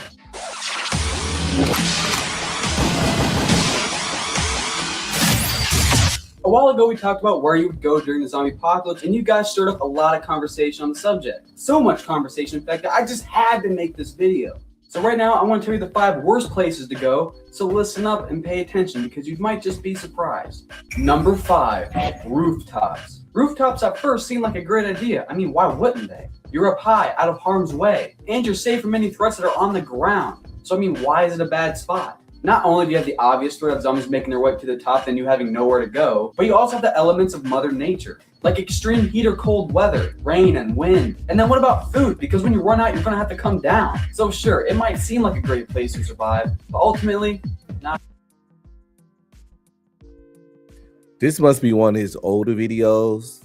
It look older, and it's hard to listen to. The audio's not that good. And the music is too loud. So I'm not gonna put y'all through it, but we're gonna check this one out. Could you survive a zombie? Could you survive in a shopping mall during the zombie apocalypse? Ever since Dawn of the Dead came. And that's what I was just about to say. He said it before I could say it, right? Dawn of the Dead. Dawn of the Dead got everybody thinking the mall is the spot to be for the zombie apocalypse. They're just gonna go to the mall. I think it's a terrible idea. Malls are too big, too many access points, too many, it's too much to secure. It's just like when we went over here this the last time, how everybody want to go to a prison during the zombie apocalypse, because if it can keep people in, it can keep zombies out, yada, yada, yada. But you know how many people it's going to take to keep that place secure? But let's see. Like, I don't think the mall's a good spot. Yes, they got a lot of food. The food court is cracking. There's also food in some of the stores. They got clothes. They usually have generators. You go to a sporting goods store and get some good weapons.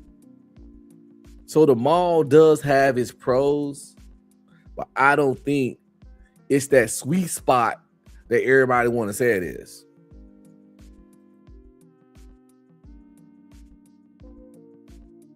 Ever since Dawn of the Dead came out in 2004, surviving a zombie apocalypse in a mall has been a highly debated conversation. Fuel was then thrown on that fire when Dead Rising, a game where you survive in a mall, came out in 2006. Then when we thought the conversation died out in Season 5 of Fear the Walking Dead, no spoilers, Morgan and the group went to a mall and resurrected the argument all over again. I mean, there's also been loads of TV shows, movies, or games that have also used a mall in their zombie apocalypse real world. We're at a point now where incorporating a mall is almost a form of fan service. So this got me thinking, are malls a good place to survive a zombie apocalypse? So let's find out on today's episode of Zombie Survival Labs.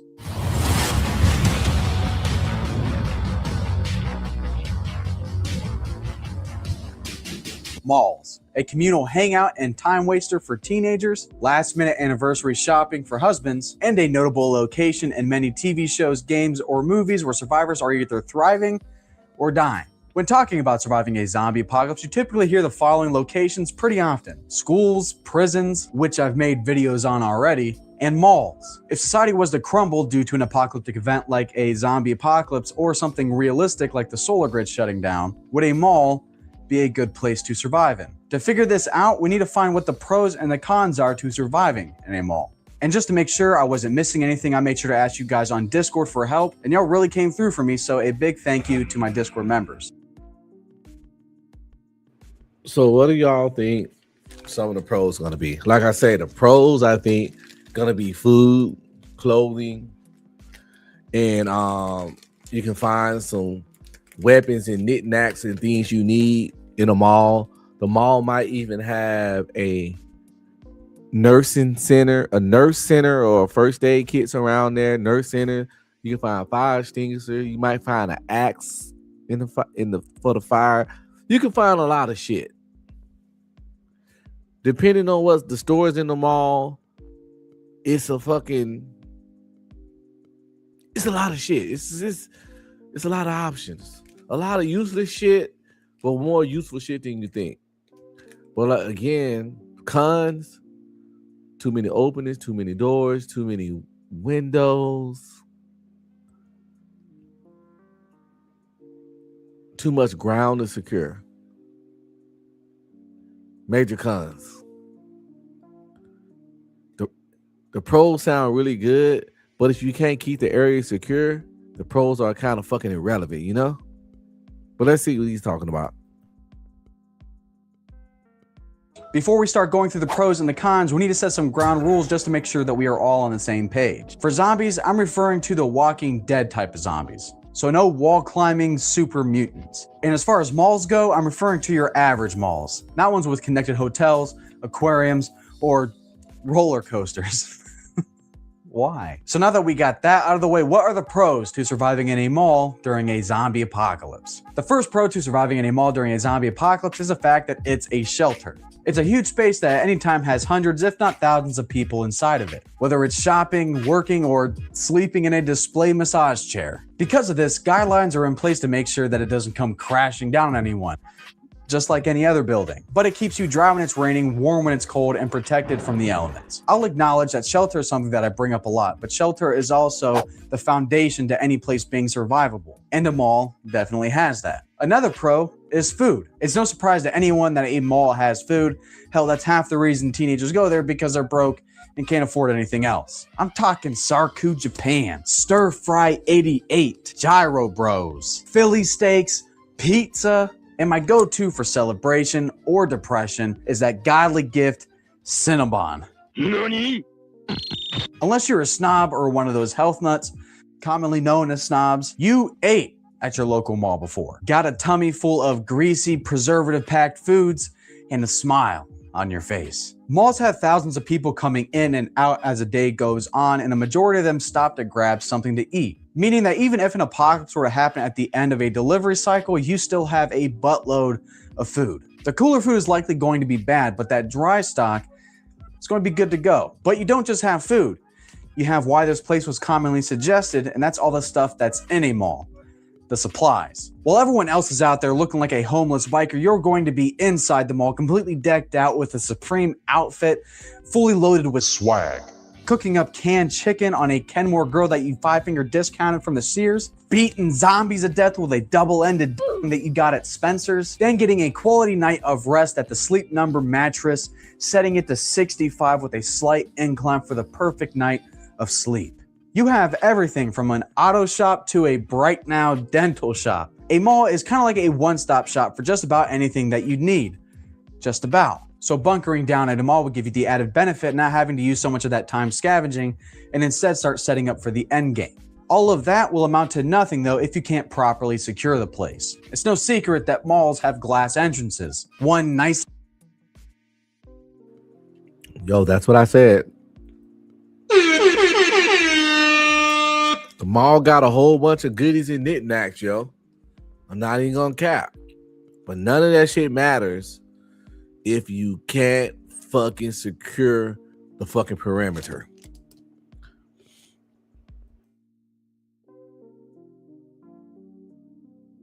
On that fire when Dead Rising, a game where you survive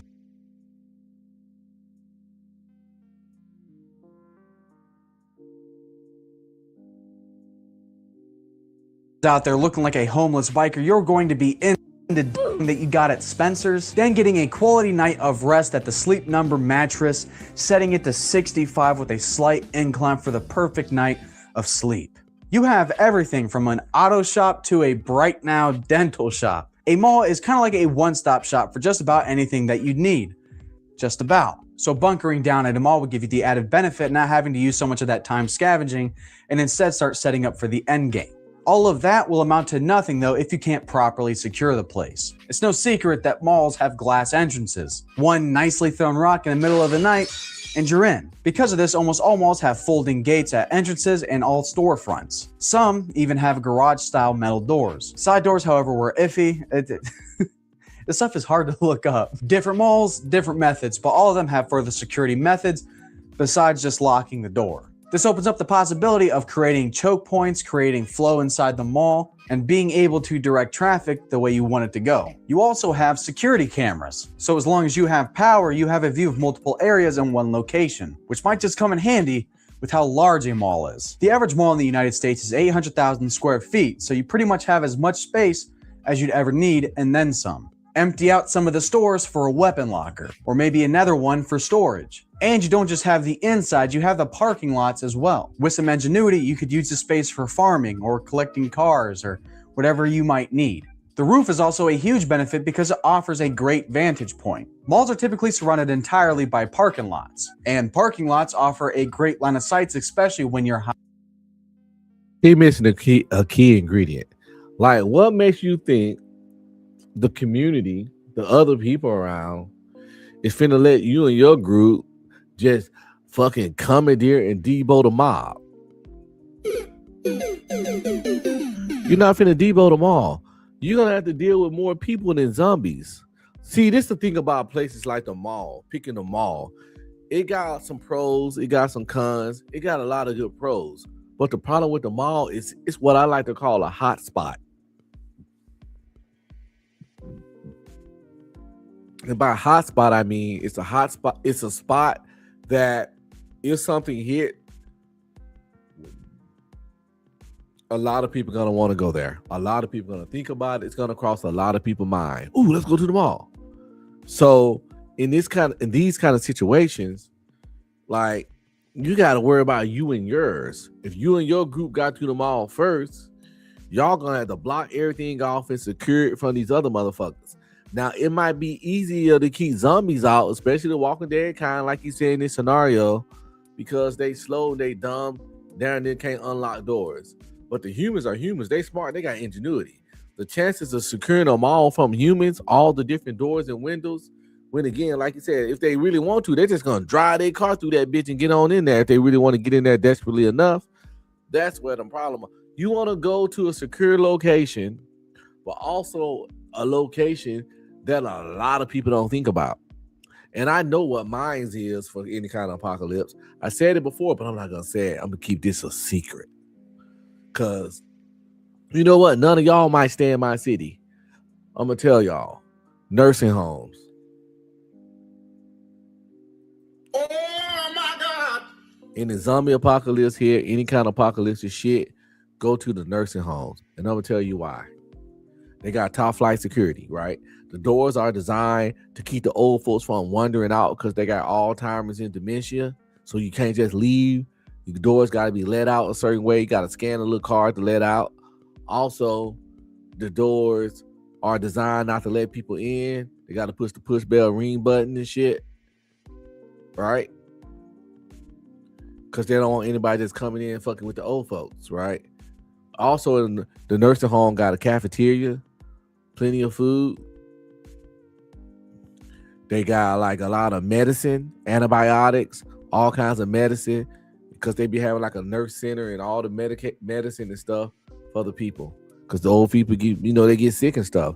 So you got all kinds of medication, all kinds of antibiotics. You got a cafeteria with food, enough food to feed a lot of old people for a extended amount of times. And the cool part is, and you got top flight security because the doors are designed for the old people to not be able to get out, for random stuff.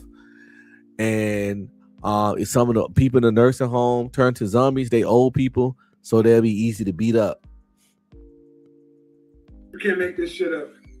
You can't make this shit up. If you let an 80-year-old zombie bite you, you wanted that shit.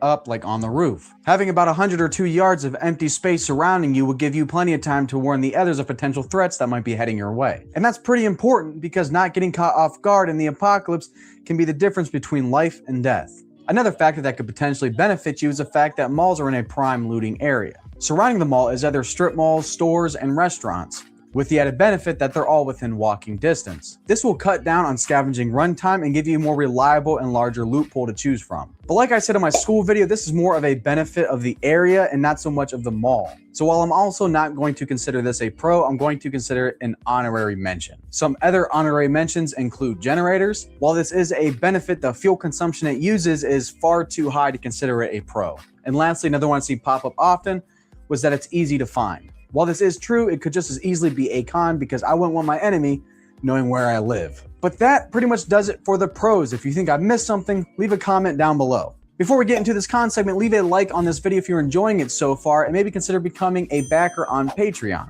like these awesome people. But anyway, so what are the cons to surviving in a mall? For starters, malls are a hotspot. Hotspots are places the common public are aware of and might seek out during an apocalyptic situation. So places like hospitals, schools, stores, and you guessed it, malls. Malls are the one-stop shop, and people are well aware of this. You can swing your car by for an oil change, grab something to eat, get some new outfits, pick up a new mattress, and then get harassed by the shoe polish guy all in one visit. And when things go to hell and people start becoming desperate, they're going to remember that. Meaning that there's a good chance that by the time you get there, it might already be taken over or it might be looted already. Or say you get there first, then you're going to be constantly met with people trying to take what you have. But the mall has security, like I said earlier.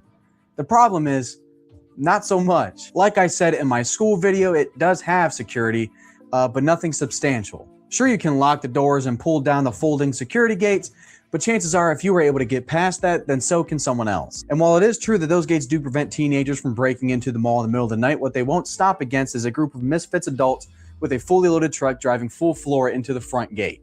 And those security cameras are essentially useless because they require electricity. But maybe you have electricity because you decided to use the backup generators. They're still useless because they require a password to view on the monitors, meaning that the mall doesn't really have an apocalyptic level of security.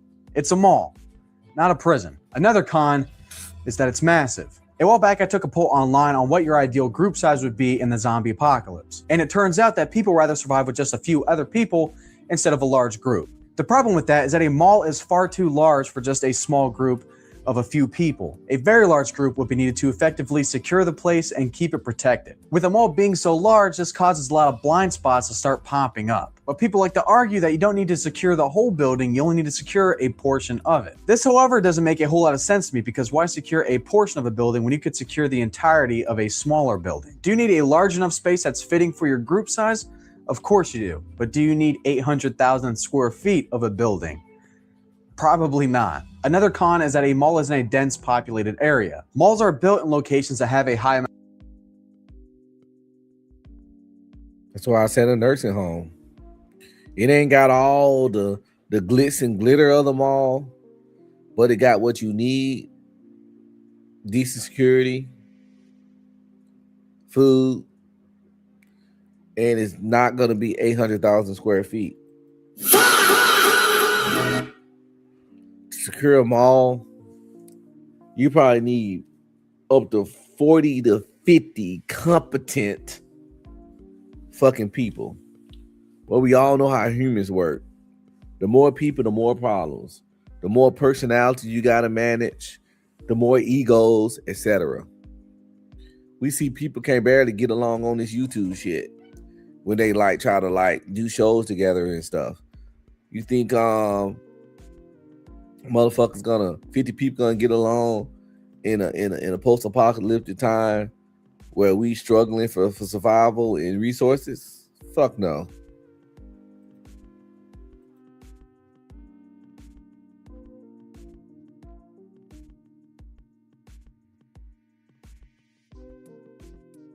Traffic in them. Typically 10 minutes or less from residential areas and smack dab in the middle of commercial areas and almost always right off the highway. This means that there's going to be a lot of people in that area, and a lot of people means a lot of problems, and a lot of problems means a lot of zombies. You are in a place that can be found from highway signs. That's incredibly large and known to have just about everything you might need, and constantly featured in zombie movies, TV shows, and games. And if the zombies don't get you, it's going to be the constant run-in from people trying to take your stuff. I believe that's pretty much everything, and I think we have all the cons and the pros we need to figure out if a mall is a good place or not to survive a zombie apocalypse. If I could rate it on a scale of 1 to 10, 1 being a completely horrible idea and 10 being indefinite long-term survival, I would rate it a solid 4, possibly a 6 depending on your group size. All in all though, when you're talking about apocalyptic scenarios, there's better choices to choose from. But what do you guys think? Did I miss any pros or cons? Let me know in the comment section down below. Or you can feel free to hop on over to my Twitch and hang out.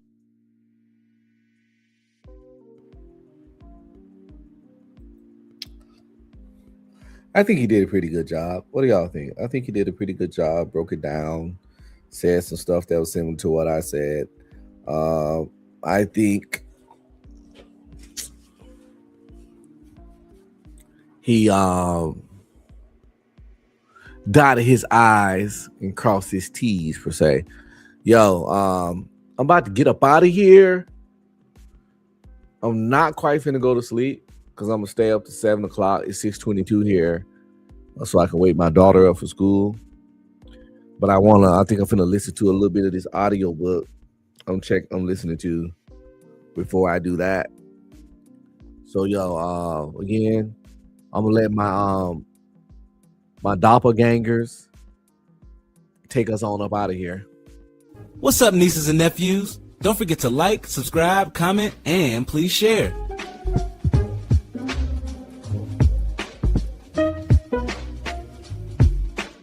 If you want to support, hit up my Cash App at $UncBeStreaming. Any donation will be greatly appreciated.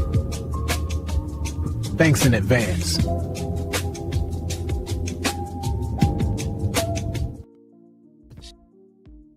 Shout out to all my people checking me out on Rumble. Don't forget to like, subscribe, comment, and please share. Show some love, y'all.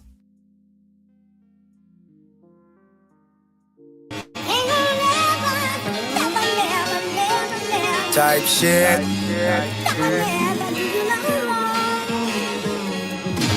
Stop playing with me, Drake. DJ K. Come on, I'm doing shit. Fuck all that young shit. I'm cool with shit. Type shit. Activities. I'm doing shit. Fuck all that young shit. I'm cool with shit. Type shit.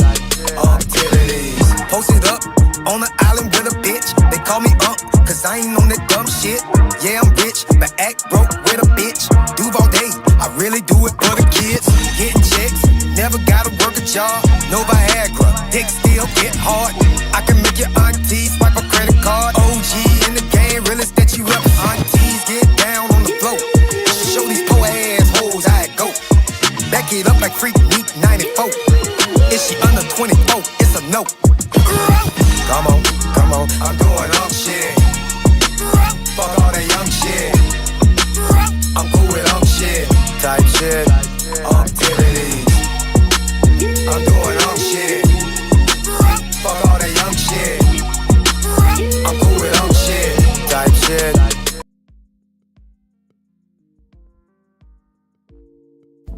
What's up, nieces and nephews? Don't forget to like, subscribe, comment, and please share.